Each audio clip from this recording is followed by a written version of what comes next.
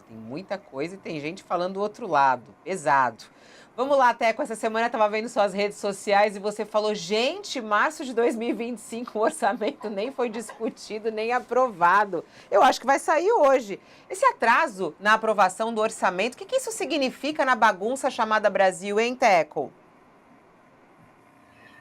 Significa um carimbo enorme de que é uma bagunça, né, Fabiola? A gente imaginar que a gente está acabando o primeiro trimestre de 4 e a gente não tem um orçamento oficial para trabalhar, isso é inacreditável, né? A gente vai normalizando algumas coisas, vai prestando atenção em outras e as coisas, o tempo vai correndo, mas quando me caiu essa ficha de que a gente está discutindo o orçamento desse ano, isso é uma vergonha, isso diz muito sobre o país, muito sobre o Congresso, muito sobre o Legislativo, muito sobre a quantidade de improvisação que o Brasil faz, né? O Brasil é o país que reage, né? Sempre reage a alguma coisa, faz muito pouca coisa preventivamente, e o orçamento é só mais uma delas, né? Eu não consigo imaginar como é que a gente, na vida real, fora de Brasília, fora do Congresso, como é que alguém imagina que é possível viver sem saber as coisas já com um quarto do ano acontecendo, né? E aí, ô Teco, entrando um pouquinho nos detalhes do orçamento, claro que é super complexo, é a nossa manchete principal, a história do orçamento, para quem quiser todos os detalhes, tá aí, tudo detalhado para você. Mas eu só queria bater com você isso, Teco, que eu achei muito interessante. Se for realmente confirmado que está ali, né, o texto, que foi apresentado pelo senador Ângelo Coronel, ele apresentou o relatório final desse projeto de lei orçamentária, e esse texto diz ali que vai ter um saldo positivo primário de 15 bilhões de reais para as contas públicas desse ano. E se isso for realmente confirmado, o governo vai conseguir cumprir a sua promessa, a sua meta de zerar o déficit público neste ano. E aí vai ser uma notícia positiva para o Brasil? Vai ser uma notícia positiva e talvez o grande milagre do ano, né, Fabiola? Eu não sei exatamente que conta que está sendo feita ali, mas a conta mais otimista que se faz é um déficit de 70 bi esse ano, né? Precisa ver o que foi considerado ali, que normalmente, né, sempre tem uma superestimativa de receita, uma subdespesa, o ano vai correndo também, aí o Brasil também sempre tem aquela malandragem de tirar uma conta ou outra do orçamento, né, colocar como emergência, como teve o ano passado, aliás, como já teve diversas vezes, mas equilibrar essas contas não está fácil não, né? Pelo que eu vi ali, a gente inclusive aumentou o gasto ali com aquela história do pé de meia que foi para lá, foi para cá, veio, eu acho que até aumentou em 10 bi o gasto desse ano do que já tinha na mesa. Então vamos olhar, tomara que a gente tenha isso, mas acho difícil a gente ter superávit esse ano, a menos que aconteça alguma coisa extraordinária ou alguma coisa que não é recorrente, né? Alguma coisa que entre no caixa, alguma coisa que não saia do caixa, mas colocando ali numa folha, né, numa planilha de Excel que entra o que sai, não tem superávit não. É. O Teco, pode ficar mais um pouquinho conosco, Teco? Ou não? Tá com Sim. pressa? Pode? Então tá. Não, que eu quero passar para eles comentar do ponto de vista político essa história do orçamento. Hoje é um dia extremamente importante, várias negociações.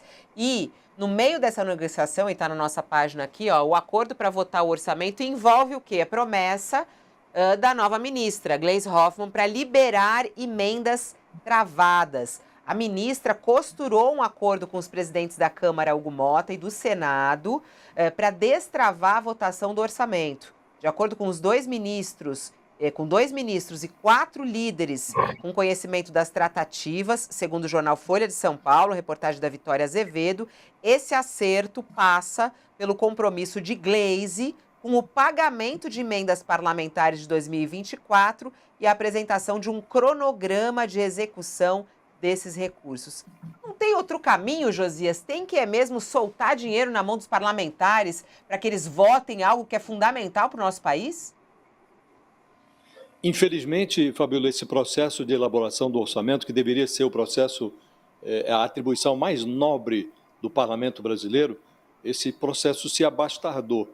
O governo brasileiro chega ao final do primeiro trimestre de 2025 como uma superestrutura pendurada no ar, sem um orçamento definido, porque a contabilidade nacional foi sequestrada por parlamentares que cobraram um preço, um resgate, e o resgate é a liberação de emendas que viraram um outro nome para safadeza no Brasil. E o governo, a pior notícia, é que o governo vai pagar o resgate. Então, nós estamos falando de um orçamento que inclui 50 bilhões de reais em emendas, que subvertem o interesse público, porque são emendas que não estão necessariamente conectadas com programas governamentais que levem prosperidade aos fundões do país. E desses 50 bilhões, 11,5 bilhões de reais vão para emendas que são egressas daquele orçamento secreto. Agora são batizadas de emendas de comissão, mas basicamente é o orçamento secreto. Então é dinheiro que sai pelo ladrão, porque os ladrões continuam entrando no orçamento, 11,5 bilhões de reais, e os parlamentares não querem nem se identificar. Querem beliscar essa fortuna sem se identificar. E aprovaram-se regras agora, dias atrás, foram aprovadas regras que subvertem um acordo que tinha sido firmado com o Supremo Tribunal Federal de dar transparência a isso tudo. Estima-se que o orçamento vai ser votado hoje.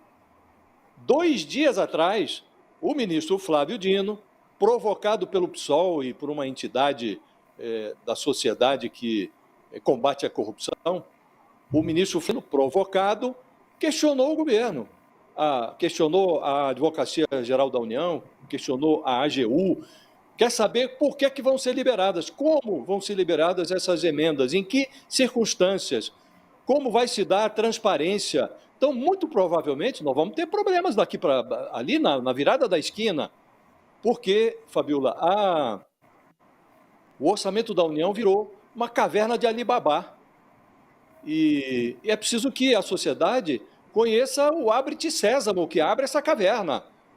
Porque um caso atrás do outro, as manchetes do noticiário estão apinhados de escândalos envolvendo emendas parlamentares. Há 80 inquéritos em curso no Supremo Tribunal Federal. Coisa escondida ali no armário. Ainda outro dia foi aberta a primeira ação penal, com muito atraso, abriu-se uma ação penal que envolve 2 deputados e um ex-deputado do Maranhão, aliás, o estado do Flávio Dino. Então não dá, Fabíola, para continuar esta fusarca em que se converteu a execução do orçamento no Brasil. Mas vai continuar, porque a Gleisi Hoffmann acabou de assumir a coordenação política do Palácio do Planalto e já está cedendo tudo o que os parlamentares exigem em contrapartida para entregar um orçamento para o país, né? E ela faz isso porque o governo se tornou irrelevante nessa discussão, porque as emendas antes opcionais agora são obrigatórias, são impositivas, para usar a linguagem dos assaltantes do erário. As emendas se tornaram impositivas. Então, o governo virou, nessa negociação, um asterisco.